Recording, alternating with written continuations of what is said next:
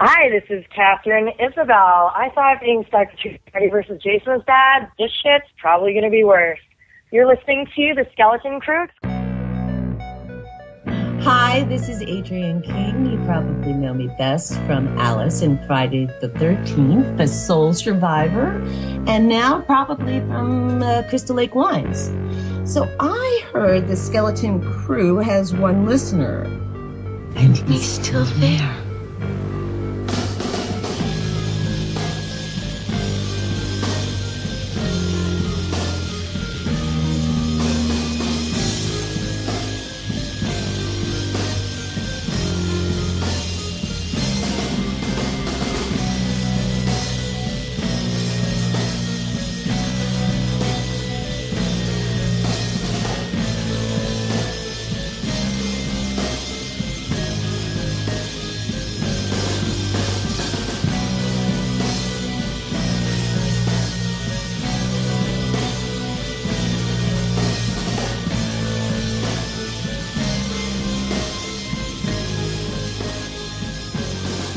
Hey now!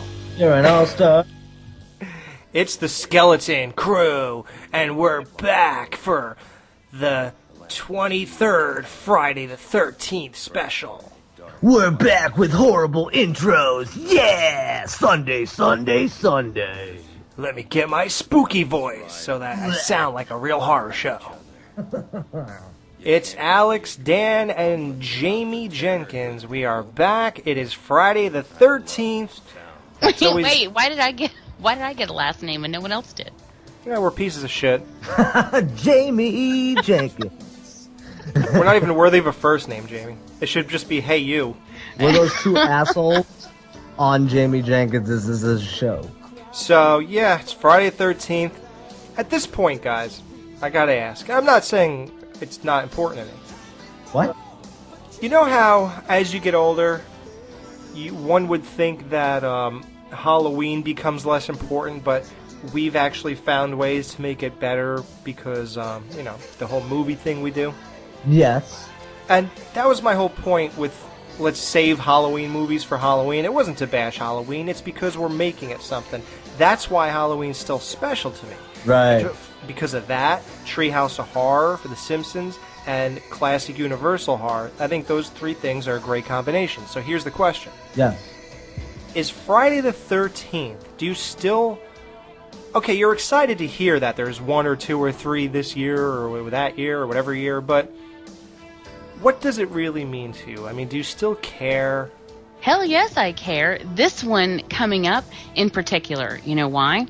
Why? Because September 13th marks the day that I was supposed to be born.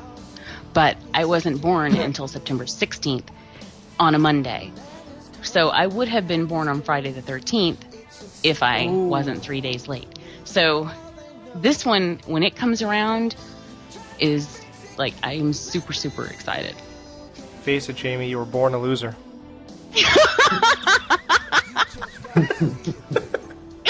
If you were born on that day, do you think you would still be on the show? Well, she would have been killed by now?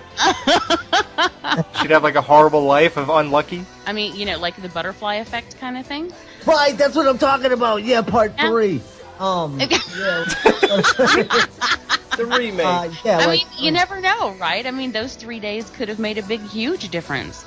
As it turns out, I was born in Wisconsin, and not just because my parents were coming back. My parents had been in Canada, and they were coming back so my mother could give birth to me at home, and then my mom went into labor in Wisconsin. So I was born in Wisconsin, and then I flew back here at 2 days old.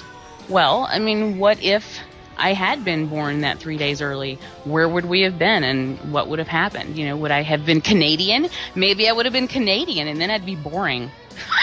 Well, what if I love my you Canadian. have wings at 2 years old? How did you fly? That's crazy. On the plane.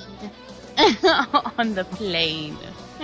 On the plane. Now, like I said, it could have set off a chain reaction that would, have you end up on some other podcast other than this. So I'm glad that they didn't exist, as you might say.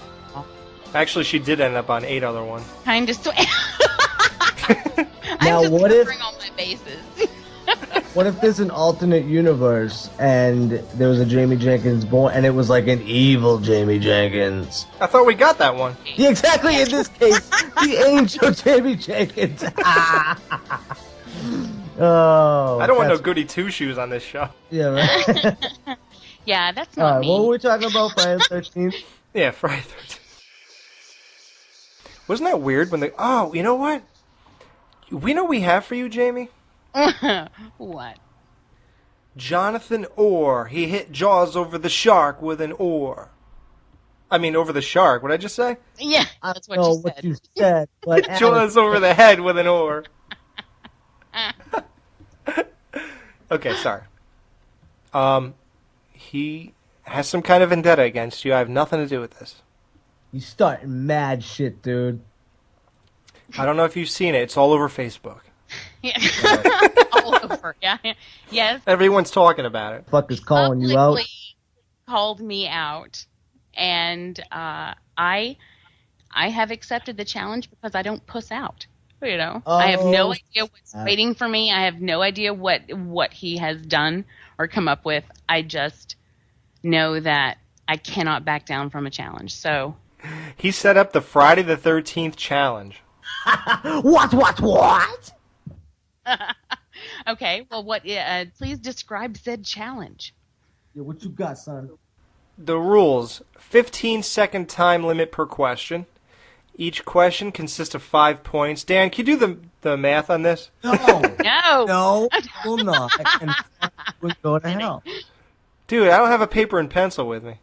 Did Corey Graham tell us never to let you do this again? Maybe I should do this. Yeah, fuck you, Corey, by the way. You fucking heartless bastard. What did I ever do to you? I loved you, Corey. I loved you. Oh, he's the best. So I will keep score. What's the point system? This makes no sense. Okay, sounds right up my alley. 15-second time limit per question. Each question consists of 5 points. 10 points if it's answered quickly. Like, what consists of quickly? Quickly to me is 15 seconds. I know, right? Like, if I have to think about these things and miss a question, point deducted. I guess 1 point. Oh, dude, I'm not doing this. I got a piece of paper and pen, but I'm not doing this. Dude, I'll walk you. I'll tell you the numbers for each one. Just write it down for me. There are no redos. The winner, he said me, is declared master of all things Jason. The loser just simply has to admit defeat on the show. Okay.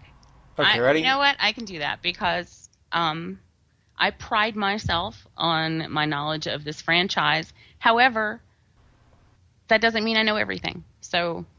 All right. This is like an extension of our Are You Smarter Than a Horror Podcaster? Now, it's Are You Smarter Than one of the guys who write on our Facebook page? That one's going to catch on. That's a catchy title. Oh, God, I can see this happening every show. That holds some serious weight. All right. Jonathan Orr presents the Friday the 13th challenge, Jonathan versus Jamie. Okay, here we go. Warm-up question. No points needed.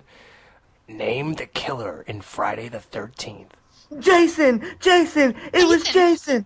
I've seen that movie 20 goddamn times. Oh, bitch. Then you should have known Mrs. Voorhees was the killer. Jason didn't show up until after the sequel. You tricked me! Too bad, bitch. Lucky for you, there's a bonus round. But poor Steve, he's out. All right. Ready? Number 1. Let's just go right through these. In the original Friday the 13th, after the opening credits, Annie was crossing the bridge. What's the exact date written in the subline? June 13th, 1980. You see, that's what I thought. But he's saying it said Friday, June 13th, the present. Oh, he's absolutely right. No, he's right. He's right. Oh. Yes. Fail. See, he said miss a question, point deducted. Does he mean 5 points are deducted? Jamie. So Jamie's starting off with a -5. This is embarrassing. Let's start over. Okay, the next one. Oh yeah, you got the answer now. You're not going to marathon your way out of this one, fucking Jenkins. Now, please explain to me what you mean by movie. That motherfucker's so slick with that shit. Oh yeah, Mike Merriman. What were the names again? Frankenstein, Dracula, Wolfman? He's like, no, dude, all of them. Version. Number 2.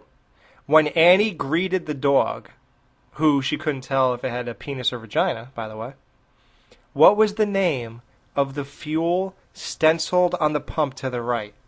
Jesus Christ. Yeah, see? What the fuck is this?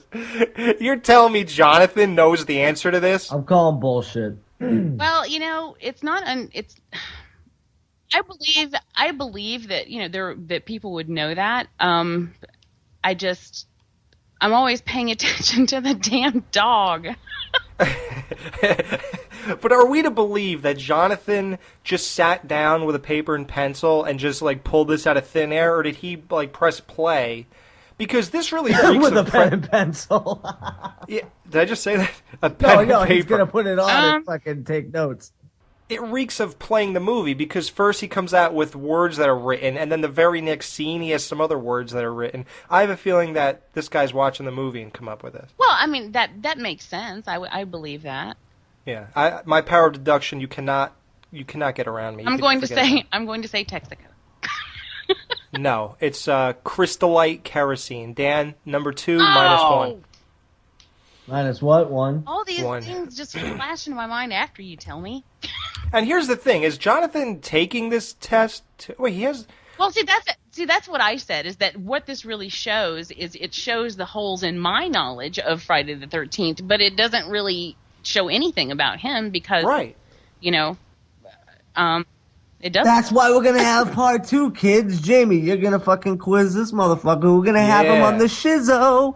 Yeah, when's the next Friday the 13th? 2 years from now? You better brush up on your shit, Jonathan Orr. You got 2 years, son. Dude, when you're 47, we're going to come looking for you. What? Okay, Victor Miller, the creator and writer of original Friday the 13th, didn't originally want to call Mrs. Voorhees' son Jason. What was the original name he had in mind? Ooh, that's a good question. I don't know. Oh, you have 15 seconds. Hold on. Where's my timer? Okay, you have 10 more. It starts with a J. Was that Anna Jonah? No, she was going to call him Anna Paquin. Kill her, Anna Paquin. Kill her. What was it, Alex? I got Josh. Number 4. What kind? This is absolutely ridiculous. I'm on your side, Jamie. I don't know what he's getting at with all this. What kind of Jeep did Mrs. Voorhees drive?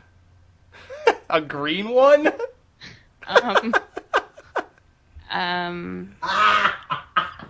not really sure what he means by kind. He wants the make and model and year. I don't know. They all looked the same back then. I mean, I can be a little bit more specific if it were today. But seriously, all the Jeeps, they're just old Jeeps. Somehow he was able to decipher that it was a 1966 Jeep CJ5. If Jonathan Orr ever grows up to be a game show host, god damn, I never want to be on his show ever. It'll be called The Hardest Show Ever. All right, let's go. This is absurd. All right. Singer-actress smoking hot, perfect from the waist down, Willa Ford, Chelsea in the remake Friday the 13th, had a hot song back in July 2001. What was the name of that track? I have no fucking clue, and that doesn't count because it involves the remake, which is bullshit. Well, I actually heard this song because I looked her up. Don't ask me why. But that question isn't about the movie. The question is about her, whom I don't care about. So, don't know. What is it? Willa Ford is awesome, dude. She had a show called Pants Off, Dance Off, son. Oh, I wish. No, she did. I mean, I wish her pants were off when she was dancing. All right, what is it? I believe there was some of that, and Please jerk off on your own time. It's called I Want to Be Bad. I want to be bad. Want to be bad. You know it. I don't think that was it. Look at my legs when I walk into that cabin. I'm soaking hot. who's bad? Okay, well, all right. I just forfeit that question because I didn't give a shit. So, Dan, I think you could do -1 for pretty much everything so far, okay? Okay, yeah. another -1. Actress Amanda Spaghetti played Whitney in the remake. Why did Jason keep Whitney alive and hidden underground? Because the screenwriter was a Nimrod. Yes. I really have no answer for that because it makes no fucking sense. Actually, it does. No, it doesn't. And I'm actually disappointed in you, Jamie, because this is a really easy answer. I will out front tell you, I can't answer anything about the remake. I've seen it once. Rick, you don't know it? Jesus. Now, I don't know. I mean, and it didn't make sense to me. I mean, none of that made sense. So What didn't make sense? What were they going for? I'm sorry, I have pumpkin wash on my hands. I'm sucking my fingers. Oh, thank you. What were they going? Yeah, you don't know what they were going for? Why they didn't kill her? No. Jamie. What? No, I don't. I mean, if you go back and read my review at the time, it didn't. I can't even tell you now that much about it, honestly, because it's been so. Jamie watched that movie clearly with blind hatred and didn't really give not. I give every movie a fair chance. Blind hatred. I did. I absolutely did not. I wanted to love it. I ended up. I liked New Nightmare. I liked the Nightmare remake. So You're what's gonna the puke. answer then? She resembles her mother at a young age. Yeah. All right. -4, Jamie. God damn it. No, 6. -6. Where did 6 come from? That was the 6th question. What? Okay. Never let a pothead be in charge of scoring. No, listen. Yeah, okay. Number 7. Kane Hodder not only portrayed one horror icon, but for a brief second, he showed up as who else? Jamie, if you don't know this, you might not be fit for this show. I assume that you're talking about. Hey, I'm not talking about shit. This is John. All right, I assume that Don't pin the shit on me, Jamie. I don't know what the fuck Jeep she was driving. I had nothing. I wash my hands with pumpkin wash of this. I assume he's talking about Hatchet Guy Victor Crowley. Ooh, no. But I guess you can't say that's wrong.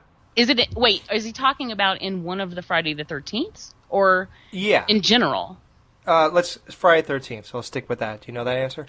I got nothing. I don't know. It's the worst one, but... But yeah, he was Freddy Glove, yeah. Yeah. Huh. I never knew that. That was him under the glove. Yeah. They were trying to bury him in that sand. All right. Oh, Jesus Christ. You're ruthless. He was actually clawing for life, and they just filmed it. Alex would go up to him at convention. Do you really think you have the right to play both horror icons, you ungrateful bastard? You don't even like Jason. Are you really going to sign this picture of this Freddy glove as Kane Hodder, Freddy Krueger? You really think? No. Here's an easy one for you. This is Friday 13th, Part 3. Name the 3 bikers. Let's see, Loco or Lobo? Is it Lobo? Oh, if you're going to get this wrong, Jamie.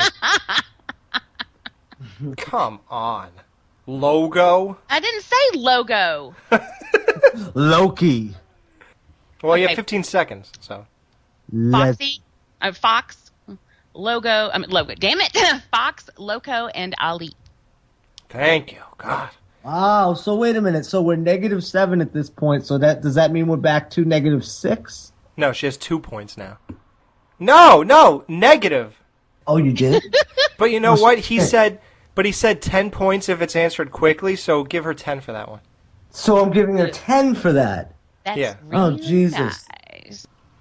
All right, Friday 13th, 3 again. Oh, this is absolutely absurd. Jonathan, And you are out your mind, son. You have to be kidding me. What you got? If he knows this, he's a loser, man. I'm telling you right now, the guy's a loser. How many shots/frames did they use for Debbie's shower scene? How many times was her necklace on in the duration? Is this a joke? Now, I have noticed before that her necklace was there and then not, and then there and then not, but I have never counted. I am sorry. I don't know. Who has? Jamie, how come? You call yourself a fan? You've never counted the frames? Get out of here, I know. Jamie. I'm sorry. I fail. Jamie, I just wish you weren't a liar. Yeah, you said you liked this franchise. In Jason Takes a Cruise Ship, how many people...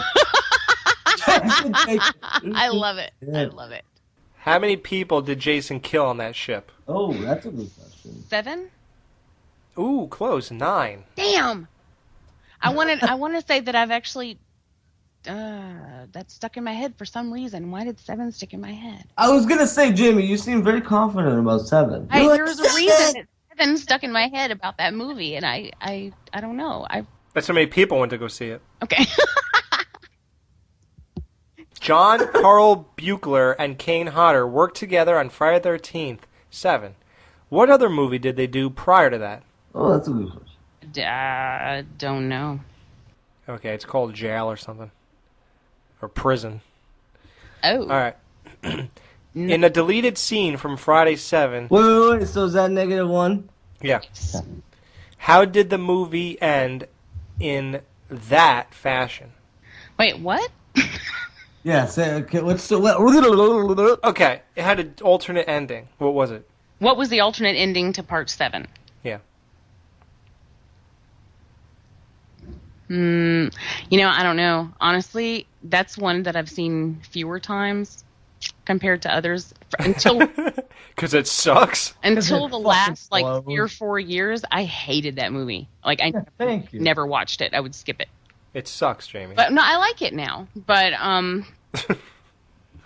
wow. I'm gonna fight you with my mind, Jamie. That I don't know. Okay, Jason snatches up a fisherman and pulls him underwater. Who cares? All right. Who gives a flying fuck? Bonus question consists of 50 solid points. Oh, good. Now there's your time to come back and beat. Now I don't know how many points he has. So I don't know where we're going with this, but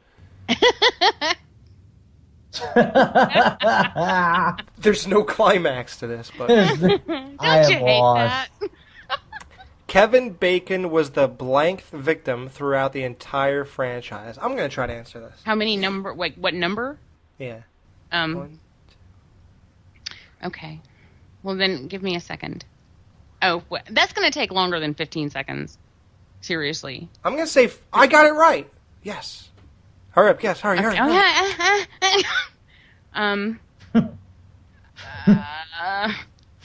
15 seconds. 4? Ooh, 5. You forgot Ned. Damn it. God damn it. No, Ned I got. Who do I got? Annie? I got Annie Ned. and the 2 kids in the beginning. Oh! What?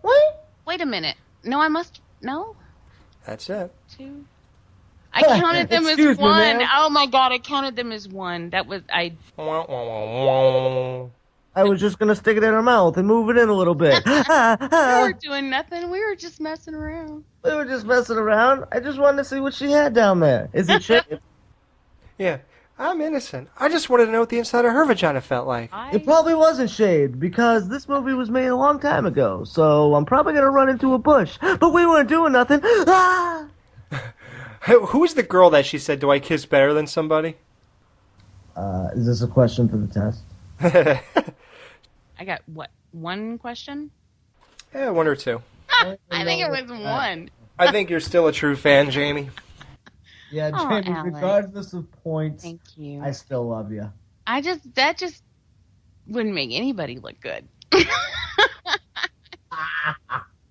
I am embarrassed there are things that I didn't know. I should have known about Freddy's glove. I should have known that. That you should have known. So I should have not been a dumbass and Yeah, what the fuck? counted those kids as 1 death. What was I doing? I was just like one. I was going by scene in my head, I guess. Yeah. And you also should have known the make, model, and year of that Jeep. I should have. That is where I failed the most, and I apologize. And I will admit defeat, and apparently I don't deserve the right to call myself a Friday the 13th fan. Oh, don't do it again on this show. Boo this man. Fuck all that noise. I do what I want. Jamie is no longer the Friday the 13th fan she claimed because Jonathan just exposed her for what she really is. Somebody with a life. So. Aw. I mean, really, like, who would know these things? I really don't think... That is some crazy shit. Now, Jonathan has to come clean. Now, when we have him on to do part 2 of he this... couldn't come clean if he was jacking off in the shower. Good one, Alex. I want to see if he really did know all that shit, because if he did, man, that is some motherfucking shit. We'll see. That might have been the hardest quiz ever. I just went for my CDL license, and it was 10 times easier than that. Were these questions harder than the hotel in The Shining or the radio station at Texas Chainsaw Massacre 2? In terms of broadness, I'd say I don't know, but I don't know. I can't compare the two. This one was nuts. Well, I didn't think you should know the answer to that. I thought that was too hard, which is why I moved it to round 6. But Dave Zindano actually... See, that's important. You move it to the end where it cost me more points. Yeah, isn't that weird? I think I messed the game up. Like, I gave it a better ending with the, oh my god, but I really flip-flopped things that are so trivial and made them so important. So, that's that. Alright, we're going to take a break. Check out this song that a friend of the show wrote, Dean Farnell. He wrote a song called Friday the 13th. Check it out.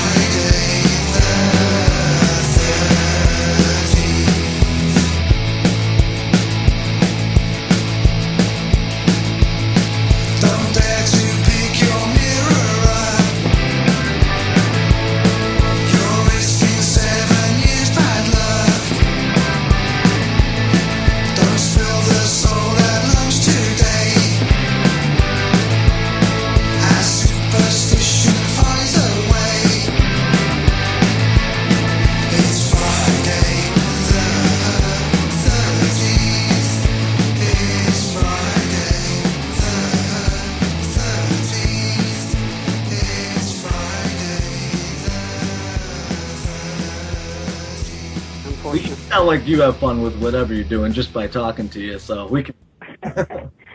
Well, I try to. Yes, I do. Yeah, absolutely. But you guys make it easy, so this is nice. Sometimes you go for like an interview and they'll ask you a question and then you answer the question and then there's this dead silence because they don't know what it means. Yeah, we don't do dead air around No. here. That's what we're all about. We're just about having fun, keeping it moving, and just keeping it fun. Because what's the point of doing an interview? You want to have a good time. You want to learn about the people, and it's just fun for us. And we want to make it fun for you too, and that's the main thing. So. Well, you certainly have. Thank you. Hi, this is Carol Locatell from Friday the 13th, Part 5. you big dildo. Are you done? Kane Hodder gets a mention on the Howard Stern Show. Kane Hodder, he is Jason, believe it or not, and he was asked if he gets recognized for being Jason. There's a new Jason movie. Oh, come on. Who would know Kane Hodder? Gets True horror fans or anyone that is really a fan of these films knows what I look like. Oh, so come on. How'd they find out? My face isn't very widely known. Okay. He's so crazy. He means those guys who go to conventions. And he was asked why he likes being recognized. Having been a stuntman for so long, I was used to the... This guy's still waiting to get into Nobu. Are you kidding? Anonymity of the whole business. I want to take a camera and walk down the street with Kane Hodder and ask 20,000 people if they know who he is. The guy who wears the Jason hockey mask. I've been watching those movies for 30 years and I didn't know who he was. His mom doesn't even recognize him. Don't let it get to you, Mr. Hodder. We know who you are, the Skeleton Crew. All right, we're back. We're with Jessica Cameron. Jessica, I want to thank you so much for coming on the show with us. My pleasure. Absolutely. So first of all, we wanted to start off our first question with asking you a little truth or dare, Jessica. So whichever path you choose, and we'll get this going. Seeing as I just made a movie about violent torture, I'm going to choose dare. Oh, wow. No. Chose the dare, dude. I'm going to have to embarrass myself right out of the gate. Okay, since we're being recorded right now, will you say, this is Jessica Cameron, and I think Dan Chase is the sexiest host this side of the Mississippi? Well, I have to. It's a dare. Okay, ready? Better be recording this. You're only getting this once. All right. Okay. Hi, I'm Jessica Cameron, and I think Dan Chase is the sexiest host this side of the Mississippi. You lucky dog. I'm so sorry. Do you regret coming on the Skeleton Crew already? Not at all, although I do regret not having all of the stuff previously signed off on. Yeah, right? Where's the release for this? I'm so sorry. Well, with Truth or Dare, I saw the trailer to this, and so wait, you wrote, directed, and you're starring in it, correct? Correct. I'm a little bit insane like that. Well, please don't take this the wrong way. I thought you were very insane by the trailer. Now, we watched tons of trailers. This shit looks fucked up. Fucked up. And then I heard you wrote it, directed it, and I was like, whoa, I got a little scared about having you on. I ain't gonna lie, Jessica. I did, and actually, it's my favorite movie I've ever been a part of. Really? Yeah, it's so fun. Wow. Now, you're shopping it around to festivals. Festivals are picking it up right now, correct? Correct. We actually have had such a wonderful response from festivals. It's been really amazing.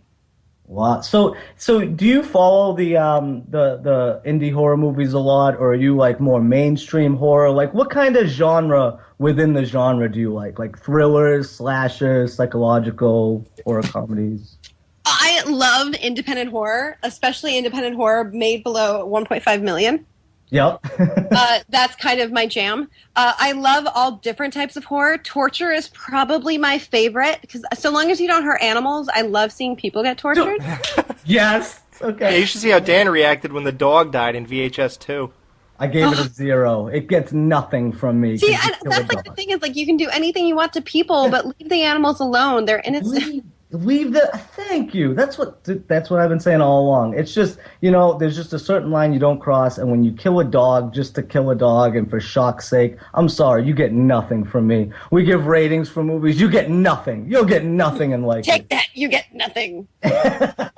Exactly. No, so I love slashers. I like anything that's done well and that's done with a heart, which is where I tend to stay away from studio pictures, mainly because I feel like I'm always, when I go see a studio film, I feel like I'm in a bad relationship. You know what I mean? It's that feeling where you're like, I feel like I'm supposed to have feelings towards you and I'm supposed to really like you, but you treat me like shit and act like I'm an idiot. Now, see, that brings and I'm always disappointed in the result. And then I have to figure out, how do I break up with you properly and never talk about you ever again or admit that you exist, Evil Dead. Oh, son. She dropped Why did you say that? Because we were talking about shitty studio pictures a minute ago. I'm done. I'm going to turn and face the wall now. Dunce get in the corner. Look at Dan making like he don't love that movie. Oh, I love that movie. Watch it. Come on now. Hey, come on. I'll give you. I like the blood, guts, and gore. They did that exceptionally well. The special effects people, I bow my head to you and tip my hat. Great job. Right. Everybody else, you should burn in hell. You should burned at the stake. Like, where was the script writer on that? Honestly, how about the actors? What was it? Oh, the only actor I thought did a really good job was the loser character, and then the female lead, who I actually thought would be the worst because she does half-hour single-camera comedies. And how does she top everybody else in the movie? That's ridiculous. And how about the character arcs? How the guy who's like the dumbass brother who can barely do grade 9 math without a calculator suddenly becomes MacGyver in the third act and magically makes a defibrillator? Yeah, that was stupid. That's right. Far higher than yours, and I couldn't do that. Well, in his defense, he worked at an auto body shop, which is why he didn't bother seeing his dead mother. Okay, again, let's think about that for a minute. You work in an auto body shop. How does that enable you to make a defibrillator out of a garage that has been, not even gone into in, 12 years? It's dilapidated. It's a dilapidated garage. You can't find stuff in something like that to make a defibrillator. Right? I will definitely back up that point. You're absolutely right with that. Now, do you go see a lot of those studio horror flicks, despite your previous feelings towards them? Only when I'm in a really self-masochistic kind of mood. Like, what's the last one you saw in the theaters? Like the last. You know what? Actually, okay, this is a good one. I saw The Purge, and I was pleasantly surprised. Oh, I hated The Purge. It's an independent film, right? It's not even studio. You hated it? You suck. Horrible. Horrible character arc. Oh, gee, the young kid's a pussy, screws everything up, makes a total mess. I hated the young kid. I was like, somebody shoot that kid in the face. And where's his character arc? Nothing. He just stands there and watches everybody do things, cries in the corner, and that's the end. Oh, wow. Excellent. That was an amazing character. I'm really glad he came through at the end like we all hoped he would. Well, okay. I'll give you that one. But you didn't like the film overall as a whole? No. But The Purge, though, to me, all right, tell me if you back up this notion at all. Okay. So The Purge would have been awesome, and it could have been probably made for $1.5 million. But because they put so much money into it, they got Ethan Hawke in there. For some reason, big pictures like that, if I see Ethan Hawke or whatever, unless it's like Training Day or something. Hold on, pause though, but you realize it was made for $1.5 million. It was like 1.3. Oh, wow. Oh, there goes your whole theory. Thank you, good night. My apologies. I'm being told it was $3 million, but does that include P&A? It was apparently $3 million, but $3 million on a studio picture, or not studio, but on a higher budget film, that's still considered low. But so $3 million. My apologies. Now, have you seen Your Next, the other home invasion movie? I have not, and I actually really want to see that. And I have to confess, I do feel bad. I feel like the Your Next marketing being so similar to that of The Purge made it so that Your Next did not have a good opening weekend. But to me, it's also independent filmmakers take note. The reason why independent filmmakers need to not get hung up on this whole thought process that your film has to have a theatrical release. Your Next is an example. I haven't seen it, but a lot of people I hold highly in high regards have seen it, and they've all said it was really, really great, really, really strong. It's a great example where it's a strong independent film that will be a financial loss because to do a theatrical release, they had to spend tons of millions of dollars on P&A. Mm-hmm. And for this film, on paper, it's going to make this film look like a failure, which isn't fair considering the film itself is great. Yeah. No, that's right. It's exactly. It was that fine line. You fall either side of the fence, and they chose the wrong side. So it's going to look that way. Definitely. I like the main creepy blonde dude. He was sketchy. The first guy who came up to the door, and he was just basically like, listen, we're going to give you a couple options here. We're either going to... The Purge? Oh, The Purge, you're going back. Oh, Dan does that a lot. Yeah, I'm sorry. Yes, The Purge. I'm sorry. Yes, I'm wow, one-track mind. But yes, The Purge. Yes. But Your Next is great too. I'd love to hear your thoughts on that. But see, you're very in tune to all that shit, and that's what I love. Like you know all the big ones and all the small ones. Now, me personally, I'm kind of in the middle where I don't check out everything. Like I must admit, I'm not the biggest fucking horror fan out there. I'm not going to claim to be. Like there's a lot of movies out there which I haven't seen, but I was going over your IMDb, and I came across one that not only have I seen, but it's one of my favorite movies of all time, independent films of all time. Now, what do you think that is? Like me saying that, what do you think? Which movie do you think I'm talking about? Well, you did like Evil Dead, right? Yeah. Yes. Okay. I'm going to go out on a limb and say Mr. Hush. Oh, Mr. Hush. No, I not only, I saw Mr. Hush, I saw half of it. I did not know you were in it at the time. I could take it or leave it, to be perfectly honest with you. See, but I thought you liked that kind of movie. You liked Evil Dead. You know what, though? I only saw half of it, so I can't properly judge it. So I promise I will send you a full review of Mr. Hush in it. I heard you were good in it, too. But the movie that I'm talking about, now, I started talking to this kid a while back, and he's one of the coolest, nicest people I've ever met in my life. Humble, all of that. It's ironic because I know exactly who you're talking about now. Who? You're talking about The Sleeper by Justin Russell. Yes. See? I love Justin. Is he not one of the nicest people you've ever met in your entire life? He's even nicer in person. Come on. Tell us a story. He's amazing. Well, okay, so here's something that's just sort of like a fun little antidote. But you always go into these films, right? Like you get your contract and you find out what the rates are and what you're going to be expected to do and what characters you're up for. And it was a really micro budget shoot that was shooting in Ohio that coincided when I was going to be in Ohio. So I could do it without having to make them pay any travel because I was already going to be there. And my other friends had introduced me to Justin, being like, you have to meet this independent filmmaker. He's super young, but really nice. No. So knowing everything and I got the contract, everything was fine. But you have a gut instinct when you're like, okay, age, experience, IMDb's of those people involved. And you're like, okay, I'm probably dealing with a first time gaffer. I'm dealing with a DP that hasn't done a theatrical release film before. Right.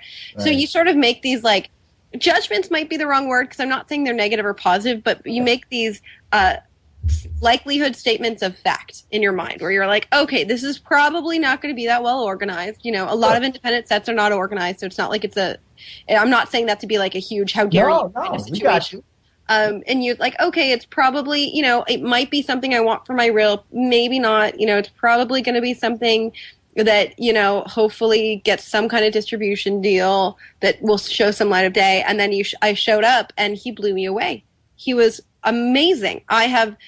He's one of the very best directors I've ever seen, working with his cast and crew of everyone I've worked with, including people that have 40 years more experience than him. The amount of respect that he commands on set is phenomenal and totally way above his actual age. Yep. He's mind-blowing. He's more impressive in person than he is if you've just seen his film. He's phenomenal. I think he's a huge talent. I really want to see him do more. Me too. And he runs marathons. Yeah, he's crazy. And he's 25 or something? Yeah, he's like my age. It's so funny because I'm sitting here eating Celeste pizza, drinking coffee, talking about Justin Russell making movies, running marathons. And you're feeling really down about your life, aren't you? I can tell. I'm not talking to you, though, Justin. Don't feel down about that. Feel down that you liked Evil Dead. Everything we discussed, that's what should make you rethink your life. I rethink my life every fucking minute of the day, but Maybe if you would watch better quality, big-budget studio films, you might not have that problem. What's a good one, then? Evil Dead sucks. Okay, what's the good, big-budget film that came out in the last 2 years of horror? I think, okay, so I'm going to say a film, and I want to give a disclaimer saying it's not reinventing the wheel. Okay. It's not going to make you go, oh my God, that's the most original idea ever. Don't say Cabin in the Woods. No. Okay. Although I did like Cabin in the Woods. But I'm going to say The Conjuring. Yes, that was good. Oh, I thought it was very effective and very well done. Again, I know a lot of the worst thing I'm hearing people say about it that are by not people that are in their own mind and clueless about the world. You hear a lot of people saying, well, but they didn't do anything new. And I don't disagree with that. She's killing me, dog. She's killing me. But they did everything so well. You know what? That's exactly our review. That's what we said. Well, and I was dogging on it, but I said this has all been done before, but they did it so damn well. Yeah, and here's the thing I think we all need to be aware of, though. When we say, okay, they haven't done anything new, but at the end of the day, too, you only have 90 minutes in a film, right? If you want people to sit in through it, you've got 90 minutes. And for an Exorcist film, you have to show these things that make it an Exorcist film. So it's not really fair to hold it against the film because it showed everything we expected to see. Because if it didn't show it, we would hold that against them. Well, let me ask you a question then. That brings me to the next question, which is, okay, it's 2013, okay? We've seen tons of shit from all the torture porn, from, Human Centipede. Now, we were talking about this, and we've been talking this a lot lately, and our views on movies and how we're kind of jaded, and we're wondering if it's just us as horror fans, or if it's that we're running out of ideas. Do you think that's it? Like, do you think that it doesn't matter the idea, just the angle you take, or what is it? Because I can't figure it out. Okay, I'm going to answer it to you really simply. It just has to be something that you have a deep passion about. Yeah, and that will come through. Yeah. If you put your heart and soul into it, whether it be an original idea or not, I feel like it's going to come through. To me, when I see The Conjuring, there is unique aspects when you actually look it down. I don't want to give away any spoilers, so if you haven't seen The Conjuring, don't listen to this. But the creepy girl on top of the bureau, things like that, the clapping, all that stuff felt very fresh to me. Yeah, you get the bird slamming into a house, which is, again, Exorcist staple. The mother being possessed, Exorcist staple. Losing the girl being possessed, Exorcist staple. But again, I felt like it did such a wonderful job with it all, and there was just enough about it that made me feel like I love the film itself. And I will say, I actually went with my boyfriend who sees a lot of horror films with me, and he was so scared. I was not scared, but he was so scared. Because I felt that it was very familiar territory, so some of the scares I did sort of see coming. I still enjoyed them, though, which is hard to do. If I see a scare coming, it spoils it for me. And The Conjuring is a great example of where I saw the scares coming, and I still enjoyed and appreciated it, even though it didn't scare me. That being said, I did take that opportunity to scare the crap out of the boyfriend next to me, who was, super panicked, so I would, get my hands ready to, poke him right at the time that I knew that there was going to be, a jump scare. So he was on his high. Because I'm the best girlfriend like that, and the best, theatrical partner you could ever have. Wow. I think that's a great example. And again, I think you can tell that James Wan has a passion for that content. That's the reason why it did well. It wasn't about, and I don't think you have to necessarily reinvent the wheel. Truth or dare, we're a torture flick. I'm not trying to reinvent torture. I'm not. I just have this story that I wanted to come out that I feel really strongly in my twisted mind the world, including myself, wants to see. It's a movie that I want to watch that I can't find. So I was like, fuck all of you. I'm making it. Right? And I feel like The Conjuring and some other films like that are examples of that. So to me, that's what makes a good film, is when you could tell that, the filmmaker fought so strong and hard to make this film and make it this way. And I thought also, too, I'll give The Conjuring another bonus that I thought was really great. I really cared for the characters. It's hard to make you care for so many characters if you don't know the movie. It's about paranormal investigators and their family, and then they go to investigate exorcism of a house that involves another family, which is parents and 5 kids. So there's a lot of main characters and a lot of people you have to feel from. So that's... From a filmmaker perspective, that's really hard to do. Usually I find most audience members, they stop caring after 4 or 5 people. We don't have that much room in our hearts to really give a shit about that many people outside of ourselves. Right. We don't. Well, what do you think? I like what you said about passion, and you could tell, and a filmmaker's doing it that way with his heart. What do you feel about, a good friend of the show, Adam Green? What do you think of his movies? Because that's passion, tenfold. What do you think of his stuff, like Hatchet and Spiral and Frozen? I think that's another great example. Where again, for me, the Hatchet, if you haven't seen it, it's a sort of an 80s homage slasher flick. Definitely almost like a censor, a main villain, like a Freddy or a Jason. Right. And I thought it's done really, really well for being what it is. The criticism around that, again, usually surrounds, well, it's not, jump scary. It's not original. It's not supposed to be. Right. It's just he's got a passion for it. And he inflects his Adam Green humor into it, which he does, I think, really well on his show as well, where it's his own brand of this is what Adam Green does. So I really think very highly of him. I think what he's done with his filmmaking is really admirable, and I love how he's branded and marketed himself. And I think that Adam Green and the Soska sisters, James Wan, and a few other directors are kind of rising the bar for how independent filmmakers should be marketing and branding themselves. You know, and they're making films that is a direct representation of themselves, what they want to watch, what they want to see, not because they're getting paid to do it. Exactly. You know, none of Adam Green's films are made because somebody gave him $10 million to go make this movie. I feel very strongly every one of Adam Green's film, if everyone had turned down the budget for that film, that he would have taken a 7D camera that he borrowed from one of his friends and made a no budget feature just because he wanted to tell that story. Mm-hmm. And you sound like you're a Holliston fan. I like Holliston a lot. I'm not a huge fan, but I don't really have time to watch it that regularly. Right. But I do really appreciate it, and I like how it brings horror into the mainstream genre. Right. And it's fun for like a cheap, you know, to me it's like Three's Company with horror comedy. Yeah, exactly. Perfect. And Gwar in the closet. Oh, very in the closet. Odorous in the closet. In my own personal world, I firmly believe that Adam Green and Joe Lynch are hooking up at some point.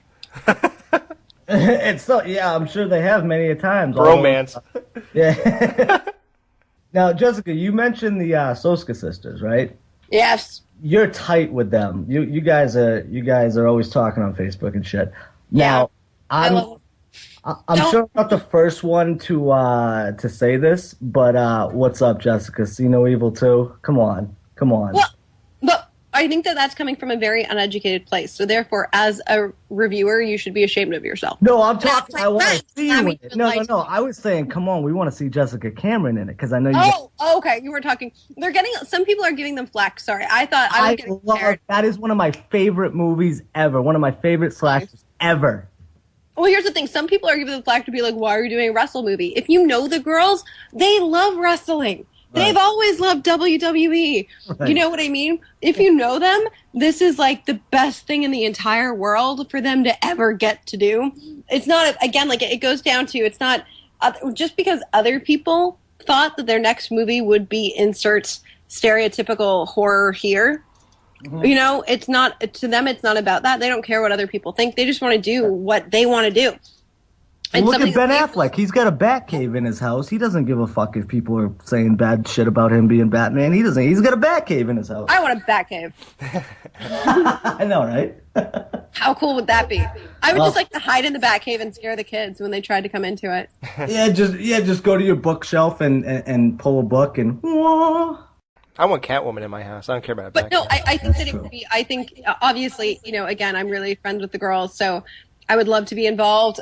There's so many other levels of people involved that unfortunately when you do a bigger budget studio picture, it's not a simple fix of people saying this person's my friend and I think they're a great actor, so they should be a part of it. It's a bigger situation. So, you know, hopefully people are listening. If they are, I'd love to be involved. I would definitely promote the crap out of it. I actually really enjoyed the first one. I thought it was really fun. Yes. I liked the sense of humor that Kane had. Yep. Which ironically is like something that people sometimes give it flack for. And I'm like, dude, it's what makes it really original and fresh. You know, when he shoved the cell phone down the girl that was always talking, I was like, hell yes, my friend. I wanted to do that. Yep. Yeah, I agree. I totally agree. I'm trying to get Alex to watch that movie. It's one of my favorites. You should, and then you should do a review of the sequel and have the girls on, because they would love that. Oh, we'd love to. We had Katie Isabel on. He calls her Katie because they're tight like that. We're tight like that. She's a sweetheart, right? I haven't actually met her in person, but I'm a huge fan of her. Mm-hmm. Yeah. Oh, we are too. Yeah, and she talked the Soska sisters up too. So everybody's hyping these chicks up. I loved American Mary too. I thought it was a really good movie, and then I heard, you know, one of my favorite slashers, and then they're doing it. I'll be honest with you, I didn't see it personally, but I wasn't gonna hate on it. And then, like I said, I found out a little bit more that they like wrestling and all that shit. I'm like, oh wow, that's perfect. But then again, you know, everybody coming from a place where they're just like, well, that wasn't what I would pick. Well, yeah, but like if you're getting all these offers, but like in the horror world, it's really small. So a lot of other people will know like what everyone's getting offered. And I actually know like 5 or 6 other filmmakers who wanted See No Evil too. It's like a really interesting place. But there's other people who are like, but you were offered more money for doing this and you didn't want to do it. And at the end of the day, the girls are really particular. Their main goal is to make great films that they want to watch that the fans will love. And they just, with their history, with the WWE and how much they've been madly in love with the WWE and how active fans they are. There's no better directors on the face of this planet to make a WWE horror film than those women. There's just not. Wow. I'm not even a wrestling fan. Like, I know, Alex, you were into it. I can't get into it, but I love that movie. Like, I saw executive producer Vince McMahon. I was like, oh, fucking hell. but I watched it, and to this day, I'll throw that sucker on at any given time and have one of the greatest cinematic experiences of my life. So. I like, even like the other thing that I remember is the woman who was the animal advocate and like giving the other people flack about eating meat. And then she became dog food. Spoiler alert. I was like, that's hilarious. Maybe it's only me and my twisted sense of humor, but I think that's fucking awesome. That's karma for your ass. No, I know, yeah. Right? Like, to all the vegetarians listening, warning, it might come back to bite you in a horror film. I'm just saying. Exactly. But, like, I think usually, I tend to be friends with a lot of amazing people who have the same priorities as I do. As a filmmaker, we gravitate towards people that are like-minded. And the girls, again, it's not about money for them. It's not about a paycheck. It's not about doing what the world tells them they should do. It's about what they feel passionate about. And I think that's amazing. Rather than being like, why don't you do this bigger budgeted film that you were offered? I think it's great that they're doing something that they want to see. As an audience member, I want to see something you feel that passionate about. When it wasn't motivated by money, I want to see what you can do. Yes, I totally agree. And it's so much more admirable and respectable, too, because you know how you feel about certain things. And even like with your job and doing like mundane things at your workplace and that you don't necessarily want to do, but you're doing it just for the hell of it. And you're like, why the hell am I doing this? And they're in a position where they can say, actually, no, I'm not going to do this. I'm going to do this, this, and that. What we want to do for, less money, but we're going to have more creative freedom and do exactly what we want to do. I love that shit, too. I'm with you, Jessica. I feel you. Well, and honestly, like, too often I feel like, again, films go awry when everyone's just focusing on what they're trying to predict will generate money. And I'm a very big believer in the power of horror fans. And I feel very confident that if you tell a good story with the amount of money you need to tell that story, keep in mind, not every movie needs $10 million to be told well. Tell a story at the budget it needs to tell it well. Right. And promote the crap out of it, and the fans will go see it, especially horror fans. They're the most active, on top of it, fans in the world. Yeah, yep. Absolutely. Yep, and when I saw the trailer to Truth or Dare, too, like I said, I loved it. I thought it was very fucked up. Can you just, talk about more of the plot and what that movie's about? Because from the sense I get, it's, you know what, I won't even do it justice. I'll butcher it. Why don't I just leave it to you?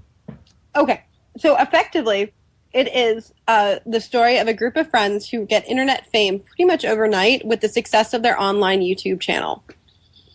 And from there, their number one fan decides he wants to be a part of it, but he's got a very different idea of how they should play their Truth or Dare videos that have gotten them to their international fame. Sounds like our show. Mm-hmm. Yeah, exactly. So things go horribly, horribly awry when Derek comes to play. And now, when's this movie coming out? Well, right now we've started doing our festival run, so if there's any festival directors listening you want us to play, let me know. Yeah. So the plan for us is to do festivals into the spring, and then hopefully secure a distribution deal after that, and then we'll announce it when we get it. Right now we don't have it. With all the buzz and, the amazing power of the horror fans, we're hoping that we can get a pretty strong international release as well as domestic. Definitely. Well, and I know, like I said, the reason we contacted you is because so many people hit us up saying, you got to talk to this chick. She's awesome. Get her for the show. And we did. And I got to say, you didn't disappoint. You brought the heat, Jessica Cameron. Thanks. I have my moments. We might not share all the same taste, but you're okay in our book. Well, that's okay. You can be wrong on a few things. A few, but not many. And before we let you go here, is there anything else you want to promote? I noticed that your pre-production films on IMDb are longer than Danny Trejo's, another person that we interviewed here. That was another tough part of it. Like, oh, wow, what do we talk about coming up? So did we miss anything? Because, I love Danny Trejo, by the way. He's a funny character in person. yeah, horror high. Yeah, that's right. Come on, Papa. All of those guys are just so much fun. We had fun. No, I think Truth or Dare we're screening on August 13th, Friday, August 13th, at the Arizona Underground in Tucson. So definitely, if you're in the area, come check us out. We'll be there for a Q&A. And we're giving away our bloody vomit bags filled with treats and fun. You mean September 13th? Or, sorry, yes, September 13th. Okay. Friday, September 13th. My apologies. I was going to say, you guys missed it already. Oh, I know. That would be horrible, right? It's like, crap. And then also the following day, if you're in Montreal, sadly I will not be there, but we will be playing at the Montreal Horror Fest, I believe at 4 o'clock on September 14th. Then we have upcoming, we have other festivals that we haven't been able to announce, so stay tuned for that. Polygrind, we've been accepted. We just don't know what date, but as soon as we have the day, we'll let you guys know that as well. Okay. We're hoping for a big LA premiere, so fingers crossed we'll get that too. And then, yeah, we'll just go from there. You can pre-order the film on the website. Something else, because, again, I'm a fan first, a filmmaker second. You can pre-order the film right now, which means that as soon as we're done our festival run, we'll be sending out copies to all the fans who pre-ordered one before we sign distribution deal, so that you don't have to wait. Because too often as a horror fan, I find myself so eager following along on film, and then it'll take years to come out from a distributor. Right. Like Your Next. I want to see Your Next 2 years ago when it was doing its festival run. Yeah, right? It took 2 years at distributors. Yeah, I'm watching it in the middle of watching the movie now. I stopped it to come on here. It just came out today, The Black Water of Echoes Pond. Came out 10 years ago. Yeah, exactly. That movie has been, Sean Clark co-wrote that. That's been done for years, and they've been asking him, where the hell's this movie, dude? And it just came out today, man. Yep, it's crazy. And I actually encourage this for all independent filmmakers. Do something like this for the fans, you know? And also, too, get money in your pockets. Screw that. I mean, at the end of the day, you know, when you pre-order, we get the money, so we can make more awesome kick-ass films. We can promote our kick-ass film more, rather than going to a distributor anyways. And you get the film first. Right, exactly. And are you going to be at a Chiller Theater in New Jersey in October? They haven't asked for us, so probably not, but if they want us, I'd love to. Oh, okay, cool. Yeah, because I'll be there, so I was hoping you'd be We got to make a call to those motherfuckers. Make a call. Chop. Yeah, right? I want to see Truth or Dare, man. That's what I'm saying. I mean, like I said, Jessica, no bullshit. And, you know, we tend to hype up some guests sometimes, but that's why I wanted you. I saw this, and I was like, yo, this looks like some fucked up shit. And I was like, we got to have this chick on. Our AD on set said that this movie makes Salo look like Sesame Street. Come on. You guys eat plates of shit in that movie or no? No. I don't want to give away spoilers. No, we actually don't. Spoiler. We don't go there. It's just an overall tone. And our male lead, who plays our obsessed fan, we did a Playboy interview, and I thought his quote was really funny. He said that it was the most fucked up role he's ever played, and he's played Manson before. How about this? Does it top Serbian Film? I think so, but Serbian Film didn't bother me at all. Really? No, you don't even see the baby fucking. What's offensive about that? You don't even see it, but it's implied, Jessica. Meh. You can imply a lot of things. You really want to bother me, show me the poor baby's face crying. Am I remembering this right? Doesn't the dad fuck the kid in the ass at the end after he fucks his wife? Hardly. I mean, okay, so he just goes at it in a hole that's on a bed sheet. Right. You know what I mean? And then it turns out it's the kid. And he's like a 10-year-old kid, so it's not like he's that young. God. It didn't offend me. He's old enough to know what he's doing. Well, but the kid was drugged, so I'm sure the kid found it later. Can you imagine this poor kid who was cast for that movie? He's probably on heroin right now. He's probably shooting up in an alley. I want to know. I want to talk to the parents that was like, yeah, my kid can do that. Yeah, go little Johnny. Go ahead. This is the role of a lifetime. This is going to be your breakout role. But me, like, I don't, like, here's the thing. Truth or Dare doesn't bother me, but A Serbian Film definitely doesn't bother me. Wow. Yeah, it just didn't. I don't know. For me, it just didn't. I'm trying to think of the last film that did bother me. I don't know if I've seen one Evil yet, Dead. so maybe that's why I was like, I'm going to try to make one. Yeah, but I'm talking about, like, bothering you as far as, like, content, not just shitty filmmaking. Right. I got you. Yep. And, you know, like, coming from somebody who has rewritten scripts and have done all that stuff, I have a particular annoyance for studios that pay lots of screenwriters and then the writing still sucks. I give you a pass if you were an independent filmmaker and whatever, but I'm sorry, how many screenwriters did you have on that? No, unacceptable. Okay, how about one last movie, Lords of Salem? Did you really have to pick that one? Oh, why? Snap. What you got? Okay. No, I agree with Rob Zombie, which is that it was a mess of a film that he wishes never had come out. Is that what he said? In not so many words, but pretty much. He was at a Q&A. More or less. Yeah, he pretty much said that he had no money and that it was slapped together, and every day he was rewriting 12 pages. The end copy of the film, which he's not happy with, is nothing like the original draft. In fact, the only thing that is similar to the original draft is the very simple fact that the three leads worked at a radio station. That's the only thing that made it to the final edit of the film. All right, you know what? I'm done with this. Rob Zombie has an excuse for every single movie he makes. Well, if he's going to continue making movies like that, he damn well better. Yeah, that's what I'm saying. You can just tell me that was a good idea. I'd rather hear an excuse than you try to tell me that it's a brilliant film. People think it is brilliant. They just say that... Well, some people are sheep. Dan, get the dunce cap out. Oh, please, I'm not no sheepdog. I watched that on mushrooms. I had an experience, dude. That actually might make it decent. It does have some great visual imagery.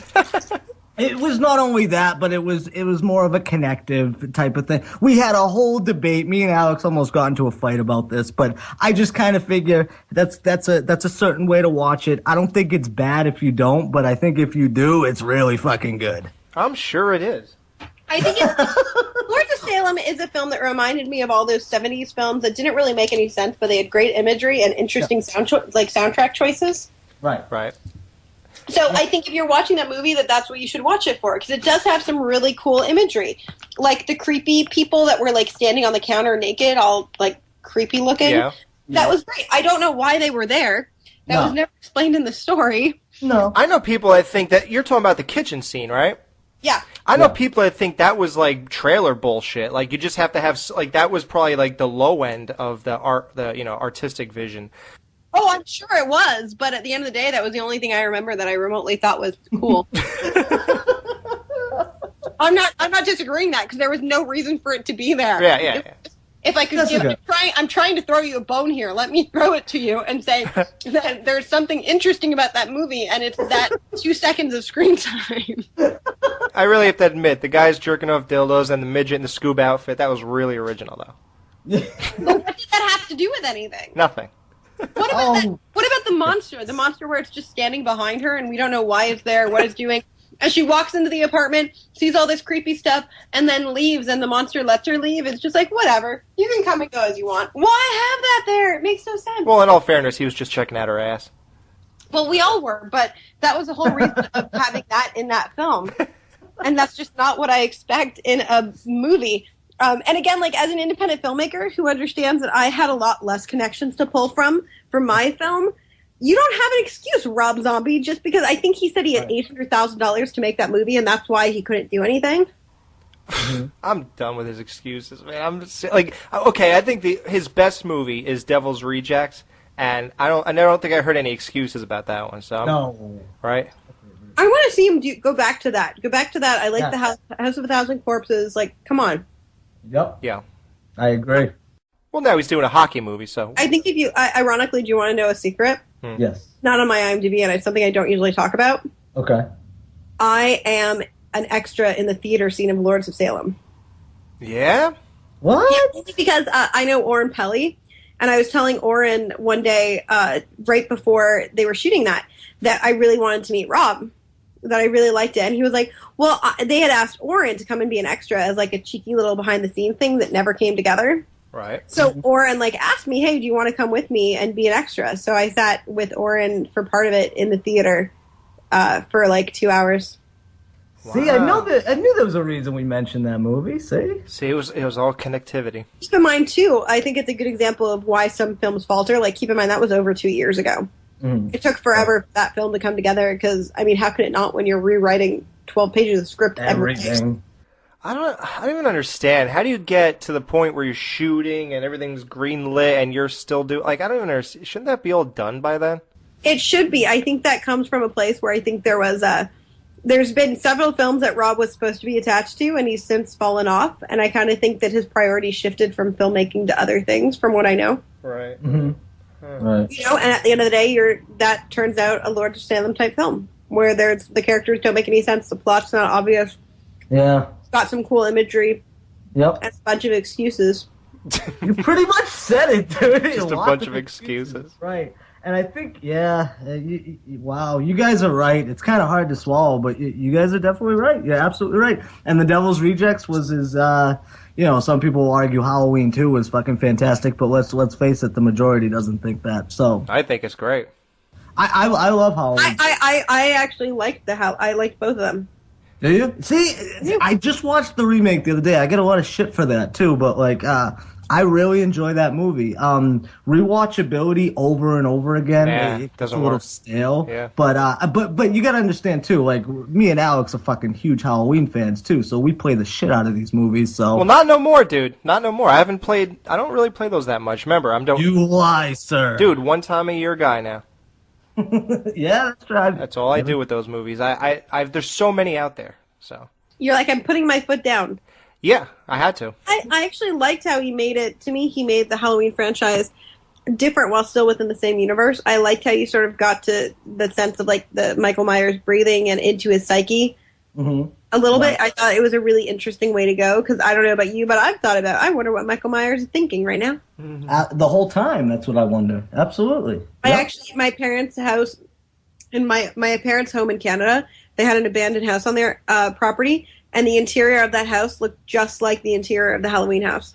No shit, huh? Like the identical layout. It was so creepy. And when I first walked into it when I was like 15, it was one of the things where I like couldn't put my finger on why it felt familiar. But it was so eerie, and I was like, I've been here before, and it wasn't that I'd been there before. It's just obviously that I'd seen the Halloween films.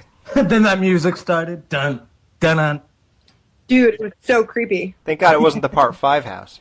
Oh my gosh, yes. You're good if it's not.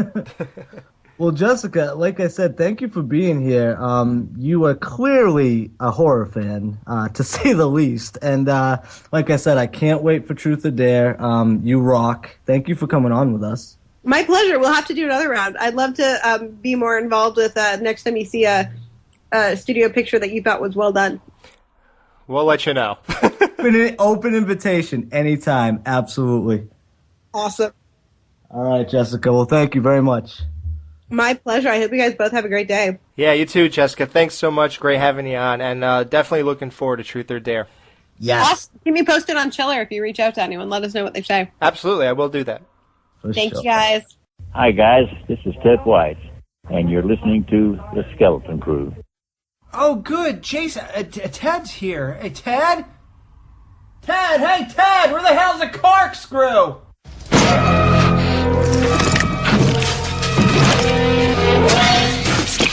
Oh, God! Oh, my face! My hand! Oh, God! Oh, guys! Oh, look what Ted did to me! He's killing me! Why are you laughing? Why are you so funny? Oh, Jimbo. Oh, thank God, Jimbo. Oh, you're the only normal one in here. I said that I wanted to talk to you for a second. Talk to me about what? I have a machete in my face. Was I... Well, spit it out. I'm getting a little woozy here. Was I a dead fuck? I'm gonna be a dead fuck if you don't get me to the hospital, you asshole.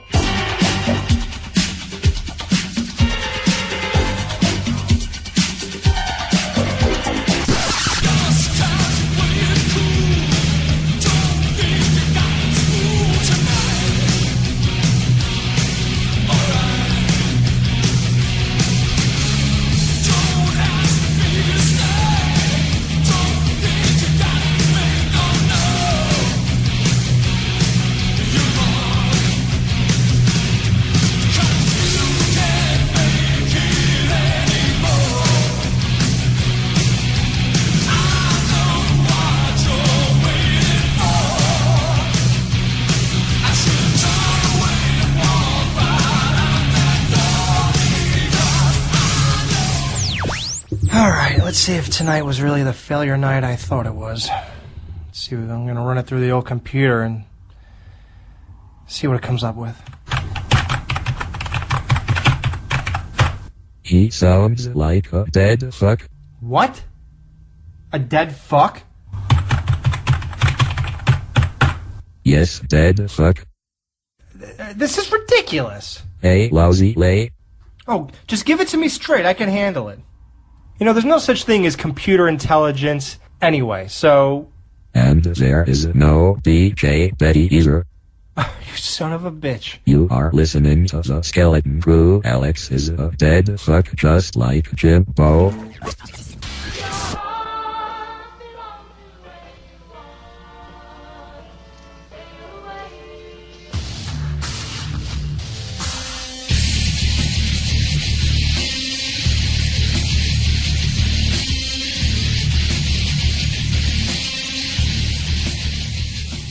Dan Chase gets a little fanboy on Adrienne King, a.k.a. Alice Hardy, from Friday the 13th, Part 1.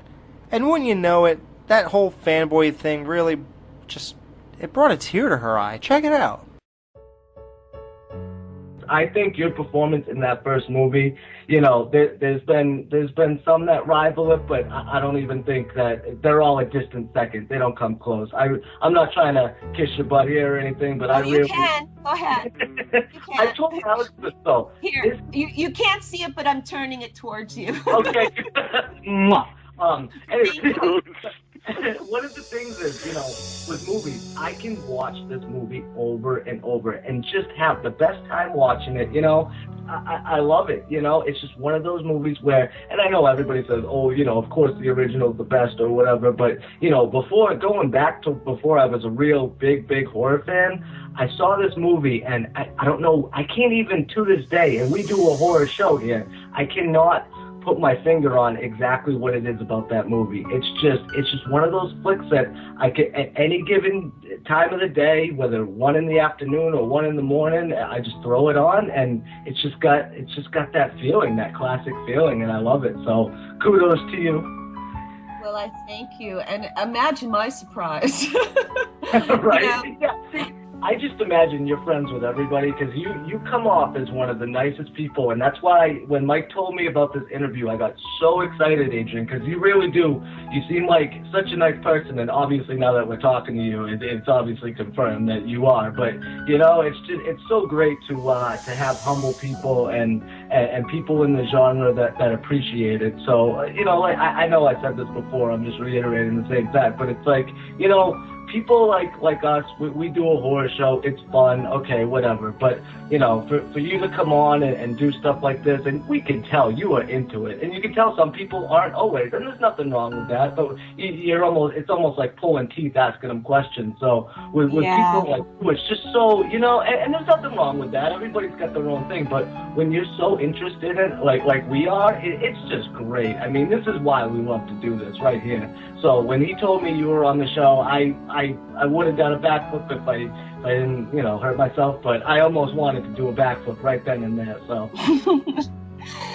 Oh, God, I'm overwhelmed. Well, and I think those people that come out to those things, too, are so into it. Like Adrienne, when I first started watching horror movies, that was Friday the 13th Part 1 was the one that really got me into it. And I was young, too.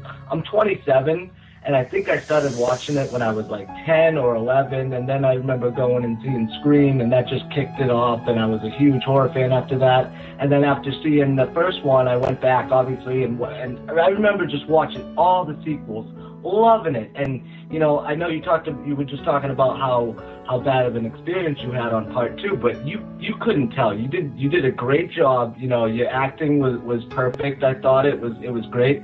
And that scene with the ice pick was really memorable for me, and it really stuck in my head. But there's no way that you would understand, like, how much that means to somebody, like, you know, obviously not, you know, horror in general is obviously morbid and stuff like that, but there's something about it, too, where it's really personal, and people like myself where, you know, I'm into a bunch of different things, but horror movies and stuff like that is probably one of my favorites. That's why we do the show, and it's fun and stuff like that. But to know that, like I said before, that people like you are into it and you give back and stuff like that, that means the world. And I just wanted to tell you, because that was one of the main reasons, if not the main reason, I got into horror movies, was seeing you in those movies, the first two, and watching all the sequels after that, and I was off and running since, and you played such an integral part in my life, and that's why I think when these people come up and sometimes, people get nervous and they don't know what to say, so it's hard enough in itself going up to, your idols or people that you look up to. And I always feel for those people, that thank you for saying that. You're making me really a little misty here, but I honestly appreciate the fact that you're saying that, because I take the time, because I know it's just as important to each one of you you wouldn't be standing waiting in line if it wasn't important. And I just embrace that, and I cherish that.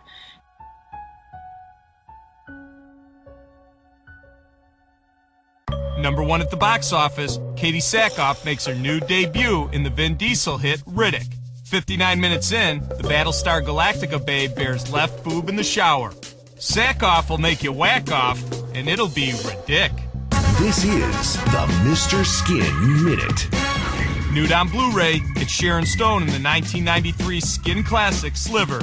It's not just a sliver of nudity you'll get from Sharon, because she's bearing boobs and butt in 5 fantastic scenes. For Slice This Nice, you only need a sliver. Also nude on Blu-ray, Nadine Velasquez co-stars in FX's fantasy football sitcom, The League.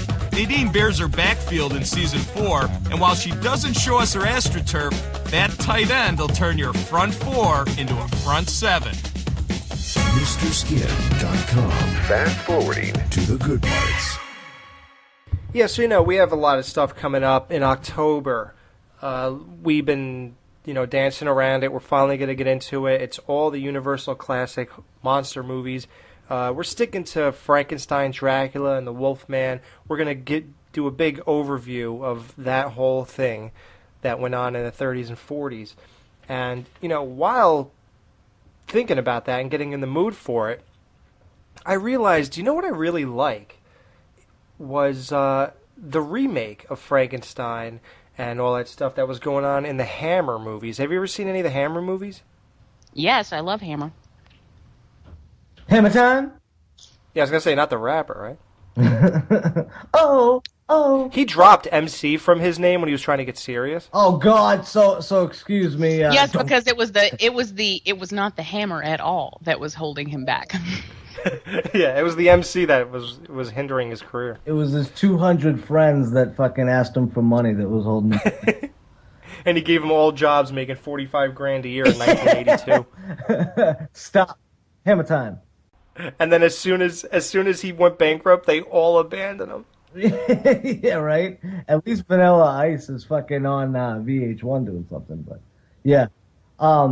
Okay, so Hammer films, I don't watch any of these things. And that's our whole thing about going into all these old movies, by the way, is like perspectives, and you guys are kind of the OGs, and we're going to hit all the good ones, all the notable ones, and the ones that we aren't going to hit, we're going to kind of explain why, and it's going to be fun because I've never seen any of them, and it's kind of perfect timing, right? Fucking put them out for October. Dude, October is the best time to watch classic. I'm excited. Universe. I am genuinely excited because that's one of those things where I see them all the time on Turner Classics and all that shit, but I've never really given it a shot. I always thought that they were creepy, in kind of an just like watching old movie aspect. I always think old movies like that are creepy, but then when they're purposefully trying to be creepy like that, I always thought it was effective. So yeah, man, I'm pumped for this little stint we got coming up. Yeah. Well, I've made a couple posts on Facebook lately. You? Yeah, everybody check us out on Facebook / The Skeleton Crew Show. Yeah. Did you guys see the makeup job on the Frankenstein monster in The Evil of Frankenstein? That was so funny. It looked like a little piggy. What was that, Jamie? It looked like paper mache. It was really bad. By a 3-year-old. That's what Jonathan said. It looks like an art project for 6-year-olds or something. How do you there's no excuse for this. That was not only was Hammer a reputable company, but Universal had hands in that actual installment. That was the third Frankenstein movie of the Hammer series.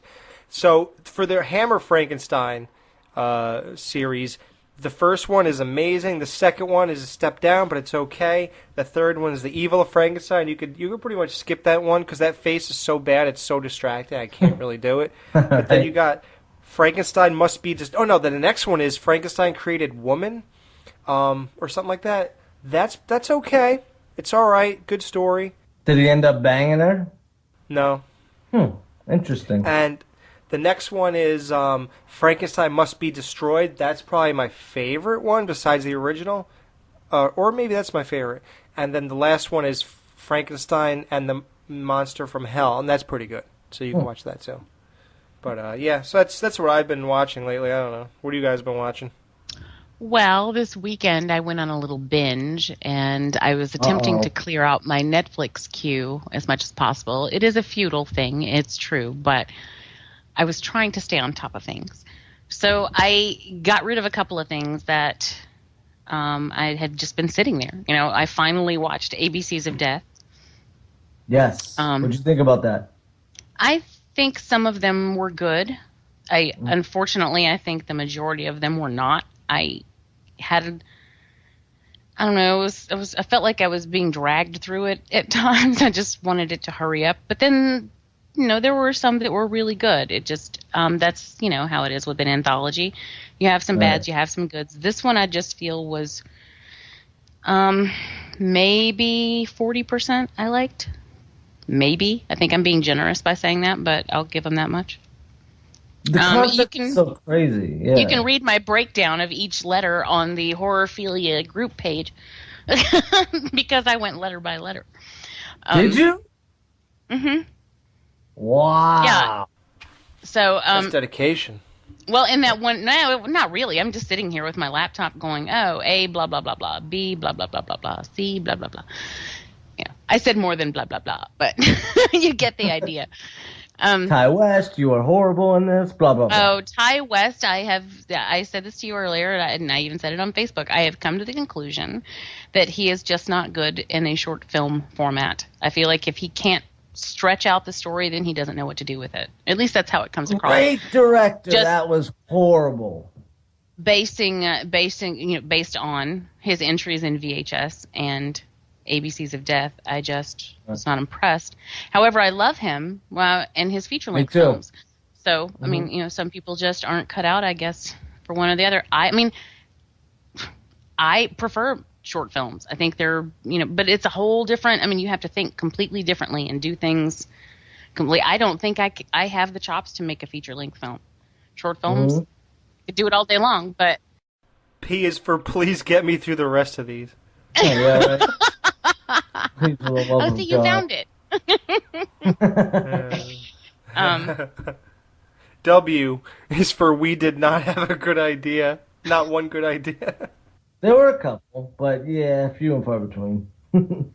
Well, that specific W, the letter W, that was what that I was referring specifically to that short film, as they did not have one good idea. It was just a mess. I hope the second one's better. I hope so too. I think it will be. Beyond the Black Rainbow, which is visually and orally amazing, but really slow. So if you want your story to move along and you want stuff happening, then forget it, dude. But if you don't mind just kind of watching the colors and the angles and listening to the sound effects, which were brilliant, and the score is incredible, then, you know, go for it. But I warn you, it could be a tough one if you try to pay attention to what's going on.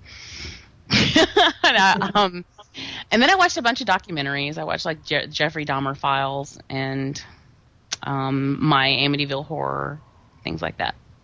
You said that guy's pretty kooky, huh? He's a character, all right. He's an interesting one. That is an interesting documentary. It's just He's a little out there. Mm-hmm.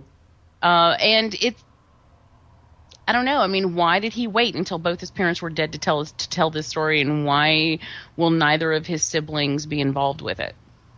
You know, it makes you think. But he corroborates most of everything that went on in the house. I mean, he's saying, yes, this really did happen.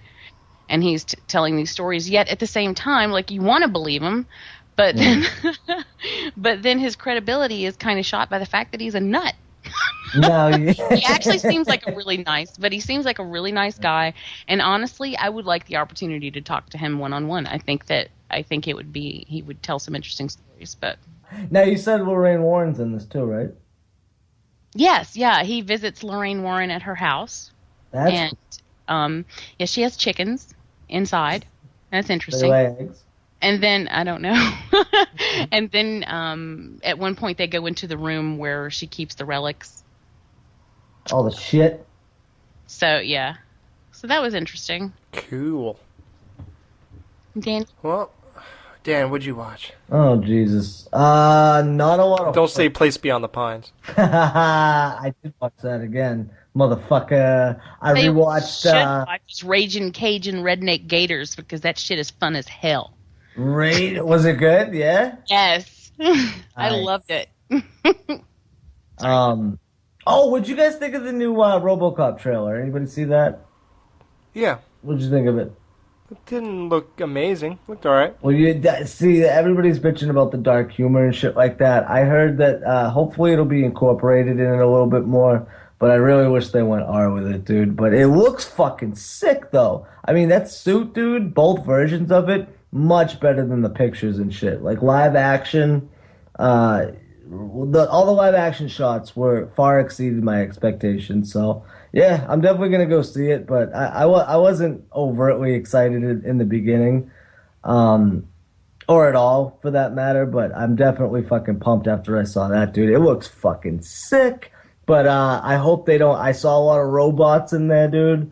I hope fucking, it's not just robot on robot fucking, let's find this easy way to get away from blood and that dark humor that the original had. I hope they don't do that, but, we'll see. So, anyways, shit that I watched, not a lot of horror shit, I can tell you that much. I saw it at World's End, which was fucking amazing. Anybody see that, Jamie? No, I still haven't gotten to see that, and it hurts my feelings. Well, be prepared, because you will love these guys even more. Shaun of the Dead, still my favorite. It just is. And I can't really say too much about this movie, but did you like Hot Fuzz too, Jamie? Hell yeah.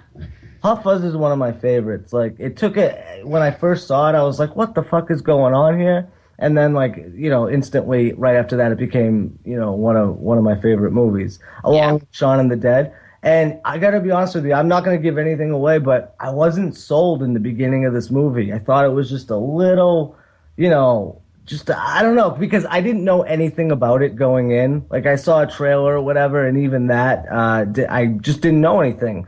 And it took just I'd say 2 minutes long, and I was like, all right, this is wait, what the fuck is going on? And from there, this movie, dude, it's just nonstop comedy, and it's such brilliant comedy, the way Simon Pegg and Nick Frost. I mean, it's those two back at it again, and it's just it's classic.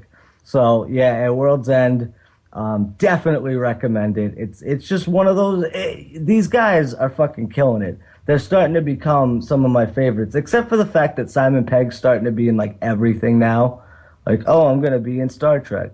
Oh, I'm going to be in Mission Impossible. Like, the dude's just everywhere. And I'm not complaining. I just think it's... oversaturation? Yeah, I would say so. But also, while he does his own thing like this with the director that he always fucks with and within the setting, you know what I mean? Like, with him and Nick Frost and them writing the story and shit like that. That's the shit that I love. All the other stuff, hey, I could take it or leave it. Most likely, 99% of the time... I'll leave it. But in this, dude, fucking perfect. And this rounds out, I'd say the 3 movies that they got, right? I don't think they've made any more, have they? Anyways, yeah, it just rounds it out beautifully. Did Edgar Wright do Run Fat Boy Run? I don't know. That did have a lot of the same guys in it. So if he did, then that would be their fourth. Did you wait? What do you mean? Was that? I never saw that movie actually. Oh well, it was Simon Pegg. So if Edgar Wright did it, then. Did you like it though? Do you remember it being good, bad? I never saw it. That's why I don't know who did it. See, I didn't hear much about it, but yeah, like Sean said, I planned to. It was here for. I glanced up one day. It was playing at the theater. I went to go see it. It was gone. It was less than a week. Yeah. Huh. That's weird. Yeah, like it was really good. I enjoyed it thoroughly, and I actually it was random, but I broke down. And I ended up watching Halloween, and I fucking loved every second of it, to be honest with you. Well, did you hear the same sound when she's going up the stairs? Yes, it was Jamie Lee Curtis's voice overdubbed the Michael Myers breathing. No, yeah, like it was weird watching it because I've seen it so many times, but at this point in the game, it's all about trying to get myself in the mood, and I can't just do that by sitting there or whatever. So putting on Halloween, I right off the bat, I mean, I'd say 20 minutes in, I was fucking immersed, and I was along for the ride again. No matter how many times I see that fucking movie, every time it just throws me right into the Halloween spirit, to the point where I almost watched 2. It was kind of late, though, so I didn't end up doing it, but... Yeah, man, that's why I love it. I fucking love that movie, and I'm going to watch 2 soon and continue that whole trend.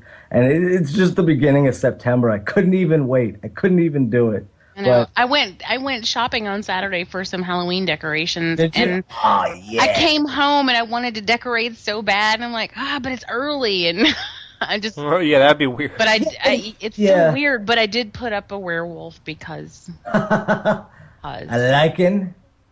I have a bat in my house constantly. He's like just... I mean, yeah, the werewolf's actually in the office with the... I mean, because a lot of my house is horror devoted. I have blood spilling out of my freezer year round. Mm-hmm. Oh, my. So, like... I just remembered, too, they had a couple new ads and I think promo pictures or whatever for the new season of American Horror Story. That's another thing that I'm thinking about diving into season 2 of that soon. Because I love season 1, so I was thinking about doing that soon because season 3 looks fucking sick, dude. Yeah, I don't know about that. Alrighty then. Sorry, dude. You know me. I'm like. Nah, it's all good. Like I said, I'm just. I'm handicapped when it comes to like my. I think it's an acquired taste, but a lot of people seem to like that show too. So I definitely want to try and at least give it a shot. I know Jamie likes season 2 a lot, so shit. Jamie Jenkins says it. Gotta give it a shot. So, and then this isn't horror either, but I rewatched the last season in like 2 days, a day and a half. I banged through season 5 of Sons of Anarchy, which I know you just recently got into. Oh, I recently got into it. My girlfriend. So far, sir, and where are you in that? I'm in season 3, episode 11, and I've only been watching for like 2.5 to 3 weeks. Mm-hmm. So I went through 3 years and 3 weeks. That's how good it is. You lucky bastard, you. Yes. Dude, and I saw that Netflix only goes up to season 4. Right. And season 5 just came out on Blu-ray, so I went and I got that today. Yes, you're a good man. See, it's weird. Yeah, so good. No, I was going to say, I can't imagine not having it readily available if we stopped the last part of season 4. And it's like, well, we have to go to the store? Yeah. No! Yeah. Alex, you should call them Morbidly Made. Why? Because they just popped on. Popped on what? On Skype.